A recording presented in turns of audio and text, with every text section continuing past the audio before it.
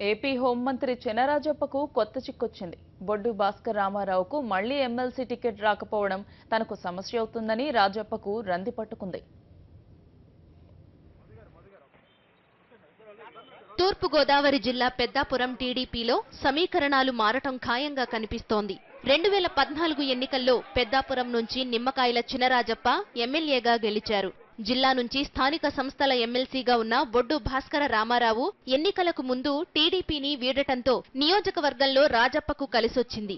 పెద్దాపురం నుంచి 2 సార్లు ఎమ్మెల్యేగా గెలిచిన బొడ్డు భాస్కర రామారావుకు ఇప్పటికీ నియోజకవర్గంపై గట్టి పట్టుంది. తిరిగి టీడీపీలో చేరిన ఆయన వచ్చే ఎన్నికల్లో పెద్దాపురం నుంచి ఎమ్మెల్యేగా పోటీ చేసేందుకు ఆసక్తి చూపుతున్నట్టు వినికిడి. 2010లో ఎమ్మెల్సీగా గెలిచిన బొడ్డు భాస్కర రామారావు పదవీ కాలం ఈ నెలాఖరుతో ముగుస్తుంది. తిరిగి మరో అవకాశం కల్పించాలని ఆయన టీడీపీ నాయకత్వాన్ని కోరారు. దీనికి జిల్లా మంత్రులు చినరాజప్ప, యనమల రామకృష్ణుడు కూడా మద్దతు పలికారు. రాజప్ప మద్దతు పలకడానికి కారణం లేకపోలేదు. భాస్కర రామారావు ఎమ్మెల్సీ అయితే వచ్చే ఎన్నికల్లో తాను పెద్దాపురం నుంచి మళ్లీ పోటీ చేయవచ్చన్నది రాజప్ప ఆలోచన. కానీ అనూహ్యంగా తూర్పు గోదావరి జిల్లా నుంచి ఎమ్మెల్సీగా చిక్కాల రామచంద్రరావుకు చంద్రబాబు అవకాశం కల్పించారు. ఎమ్మెల్సీ ఆశించి భంగపడ్డ భాస్కర రామారావును మంత్రులు రాజప్ప, పుల్లారావు బుజ్జగించారు.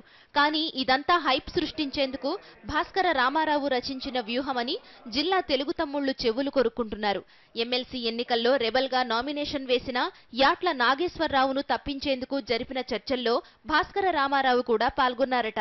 నిజంగానే ఎమ్మెల్సీ టికెట్ ఆశించిన వ్యక్తి అయితే చర్చలకు ఎలా వెళతారనే ప్రశ్నలు సహజంగా టీడీపీ శ్రేణుల్లో తలెత్తుతున్నాయి.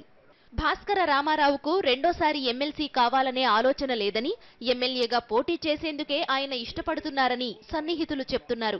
ఒకవేళ వచ్చే ఎన్నికల్లో పెద్దాపురం టికెట్ రాజప్పకే మళ్లీ ఇస్తే భాస్కర రామారావు ఇండిపెండెంట్ గా బరిలోకి దిగుతారనే మాటలు వినిపిస్తున్నాయి. ఏది ఏమైనా రాజప్పకు ముందుంది మొసళ్ల పండగే.